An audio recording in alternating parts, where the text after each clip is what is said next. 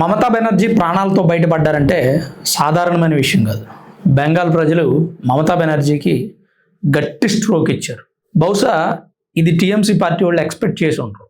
ఇలాంటి ఒక దాడి జరుగుతుందని ఎవరు మాత్రం ఊహిస్తారు చెప్పండి? గతంలో చక్రం తిప్పినటువంటి మమతా బెనర్జీ ఈరోజు ప్రజల చేత అసహించబడుతుందని ఎవరైనా అనుకుంటారా? ఆమె కూడా ఊహించుంటారు.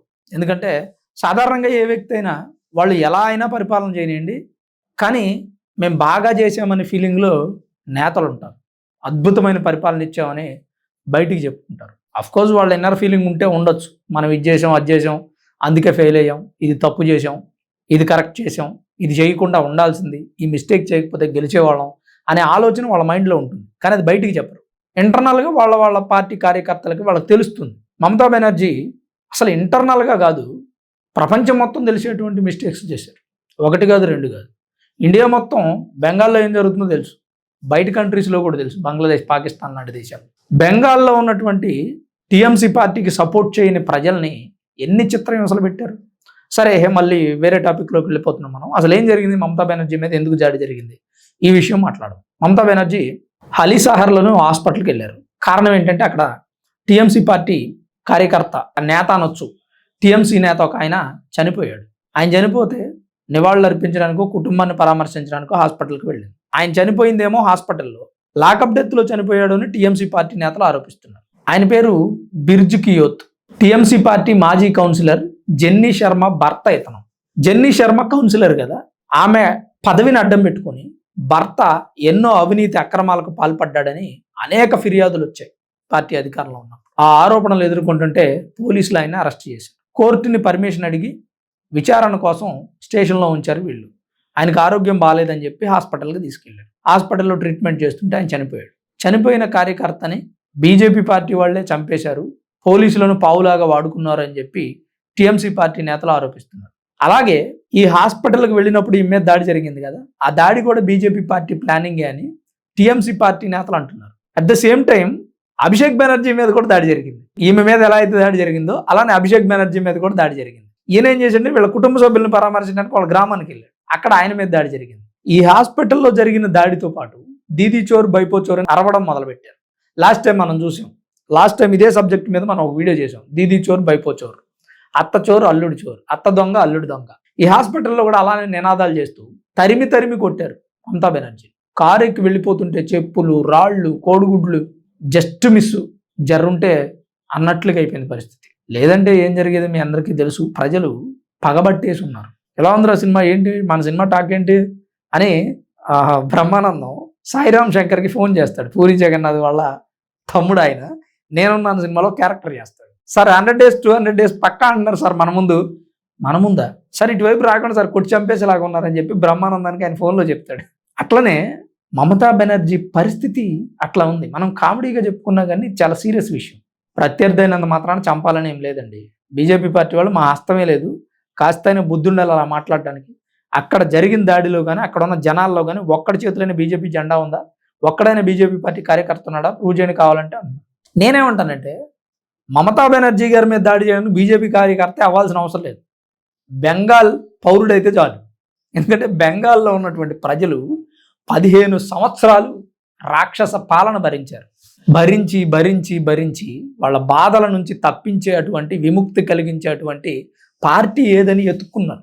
అలా ఎదురు చూశారు. చూసి బీజేపీ పార్టీ రంగంలో దిగగానే ఇక గుద్దిపారేశారు ఓట్లు. బీజేపీ పార్టీ గెలిచింది. ఎక్కడికక్కడ ప్రక్షాళన చేస్తున్నారు. ప్రజలకు మంచి అవకాశాలు లభిస్తున్నాయి.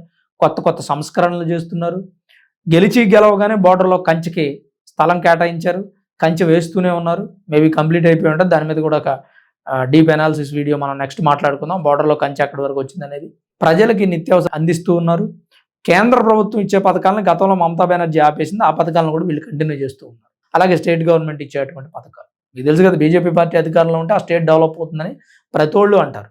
అంటే బెంగాల్ ఇప్పుడు అభివృద్ధి జరగబోతోంది, ప్రక్షాళన జరగబోతోంది, అర్హత ఉన్న ప్రతి ఒక్కరూ కూడా ప్రగతి పదంలో నడుస్తారు. అక్కడ అయితే ఈమె మీద దాడి చేశారు. అక్కడ నుంచి ఆమె వెళ్ళిపోయిన తర్వాత ఈమె మీద జరిగిన దాడిని ఖండిస్తూ మరి టీఎంసీ పార్టీకి సపోర్ట్ చేసే పార్టీలు కూడా ఉంటాయి కదా.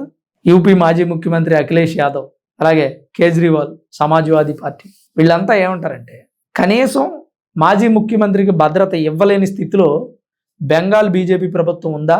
ఆమెను కొడుతుంటే దాడి చేస్తుంటే ఏం చేస్తున్నారు మీరు? ఎందుకు ఆ ప్రభుత్వం అట్లా చూస్తూ నిలిచి ఉంది అని అడుగుతున్నారు. మంచి మాటే. ఎవరికైనా సరే సెక్యూరిటీ ఇవ్వాల్సినటువంటి బాధ్యత ప్రభుత్వానికి ఉంది. కానీ ప్రభుత్వం సెక్యూరిటీ ఇచ్చింది, పోలీసు వ్యవస్థ ఉంది, ప్రోటోకాల్ ప్రకారం ఉన్నారు.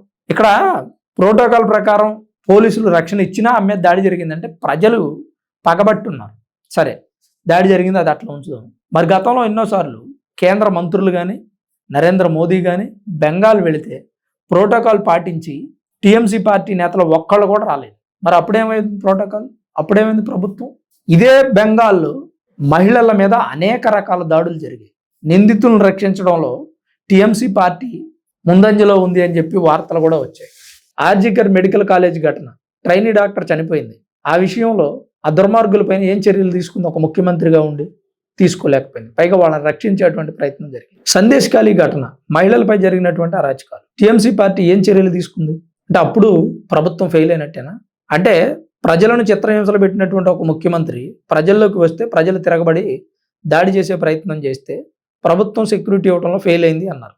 మరి ప్రజలను రక్షించడంలో ఫెయిల్ అయిన ప్రభుత్వాన్ని ప్రజలు ఏం చేశారు? దించారు. మరి ఆ పార్టీ చేసిన అరాచకాలు, ప్రభుత్వ ఉద్యోగాల్లో జరిగినటువంటి లూటీలు, మహిళలకు ఇచ్చేటువంటి పథకాలని మహిళల పేరుతో రిజిస్టర్ అయ్యి కోట్ల రూపాయలు దోచుకోవడం, ఇలాంటి వాటన్నిటికీ ఎవరు సమాధానం చెప్పాలి? మన దేశంలో ఉన్నటువంటి సీఎంలు ఉన్నారు కదా, ప్రతి రాష్ట్రానికి ఒక సీఎం ఉంటారు కదా, కేంద్రపాలిత ప్రాంతానికి ఉంటారు, కొన్ని చోట్ల కేంద్రం పరిపాలిస్తుంది. అట్లా ఉన్న సీఎంలు అందరిలోనూ వరస్ట్ రేటింగు ఇవ్వాలి అంటే ఖచ్చితంగా మమతా బెనర్జీ గారికే ఇవ్వాలి. నేనైతే అది ఖచ్చితంగా నిర్మోహమాటం లేకుండా చెప్తున్నాను. అంత వరస్ట్ సీఎం మేబీ మన ఈ స్వతంత్ర దేశంలో, ఈ 80 ఏళ్ల స్వతంత్ర దేశంలో లేరేమో అనిపిస్తుంది కొన్నిసార్లు. శత్రు దేశాలకు సపోర్ట్ చేయడం, అక్రమ వలసదారులను తెచ్చి స్టేట్లో పెట్టుకొని వాళ్ళకి రేషన్ కార్డులు ఇచ్చి వారిని భారత పౌరులుగా గుర్తించి ఆధార్ కార్డులు ఇచ్చి వాళ్ళకి ఓటు హక్కు కల్పించి వారి ఓట్ల ద్వారా గెలవడం, స్థానికంగా ఉన్న బెంగాల్ ప్రజలను ఇబ్బందులు పెట్టడం, ఇలాంటి అరాచకాలు ఎన్ని చేశారు. అలా చెయ్యకపోతే బెంగాల్ పాకిస్తాన్ మమతా బెనర్జీకి ఎందుకు సపోర్ట్ చేస్తున్నారు? నా మాటను వ్యతిరేకించే వ్యక్తులు ఈ మాటకు సమాధానం చెప్పండి. ఈ వీడియో చూస్తున్న వాళ్ళ ఎవరైనా మమతా బెనర్జీ ఫాలోవర్స్ ఉంటే మరి మమతా బెనర్జీ మీద జరిగినటువంటి దాడిని మీరు ఖండిస్తున్నారా, సమర్థిస్తున్నారా? తప్పకుండా కామెంట్ రూపంలో మీ అభిప్రాయాన్ని రాయండి. Thanks for watching this video. This is Ram signing off, Sandha Studios.